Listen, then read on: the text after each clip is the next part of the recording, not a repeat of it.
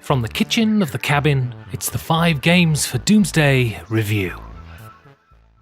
High Society. Think about your life. Travel through it. Start back at those Auburn childhood days. Carry on through your teenage fumblings, drenched in smoke and liquid. You speed up as you go through your 20s and 30s, where feet fall firmer on the ground, when your pleasures simplify and your aspirations become modest. I would venture to guess that, in a rather trite and smug formulation, the only consistent thing throughout those decades was inconsistency. How many people and things that rotated around the centre of your life have been flung away to the confines of memory by the centrifugal force of time? There are many statements as to what makes us human. Some say it's play, some say it's the recognition of our own mortality, and I can fling another one on the pile. It is the sheer lack of attachment we have to things. Our lives are just a series of phases, a long line of preoccupations that we travel through. We leave a trail of desiccated fads behind us as we go through life. That summer we were really into football, when we spent a whole holiday learning how to paint watercolours and how the paints are cracked and the brushes dry and useless. At the time, these things dominated our thoughts, and, as the present tyrannises our experience, we find that we can't imagine a time where we don't spend all of it with John at the pen and whistle. But people and things are ephemeral. Most of these things play guest roles in our lives. Some stick around, but they're few and far between. Fads are granular, too. There are fads within fads. We focus for a time on a particular aspect of something, and that can lead to further splitting.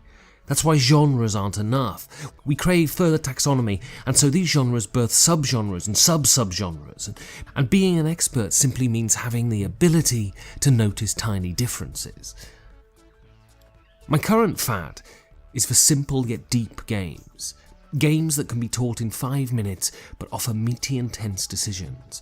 Games that almost willfully conceal their depth through glittering simplicity. There is no designer that revels in this more than Reiner Knizia. In the age of burdensome excess in games that label no refinement and a lack of development as open world, Knizia's crystalline games of arrow-sharp focus feel like those really strong mints that clean your sinuses out. These are games that revel in simplicity and know that depth isn't a synonym for complicated. There is nowhere that this is more apparent than in High Society, his cavern-deep filler from 14 years ago. In High Society, players take on the roles of vagrant fin de siècle decadents tasked with blowing their barely earned francs on the best that inherited money can buy. A good is revealed that carries a score, and players bid on these with cards that they have in their hands. Each player starts with the same amount of money in the same denominations, and once that card has been played, it can never be played again. There are traits like bon vivre or joie de vivre that can be bid on that double your score at the end of the game, and there are disgrace cards that do nasty things that players bid not to take. At the end of the game, the player that has accumulated the most prestige for their gluttonous indulgence wins the game. Except there's a wrinkle. The player with the least amount of money in their hand at the end is ejected and scores nothing. Spending too much is simply gauche. High Society is an auction game that feels like so much more. This is not just a game about conversion of resources, but there is also really knotty hand management. Spend all of your lower denomination cards too early, and if you want to buy anything at the end of the game, you have to drop a fortune on it, which could lead you being ejected at the end. The lower denomination cards give you flexibility too, but there will come a point where you have to spend them.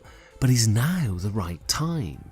Valuable gaming experiences are all about group ownership. Do games play differently with the different groups? Do we feel like we're bending the rules to our style of play? High Society is a pliant game that can flex with a cavalier group or a conservative one. And as the game is only 15 minutes long, it can be played multiple times, leading to the murky and hilarious world of metagaming. There is a healthy amount of bluff and manipulation in this game too, and crafty players will try to push their opponents over the precipice, but that comes with the risk that you could end up stumbling and falling over yourself.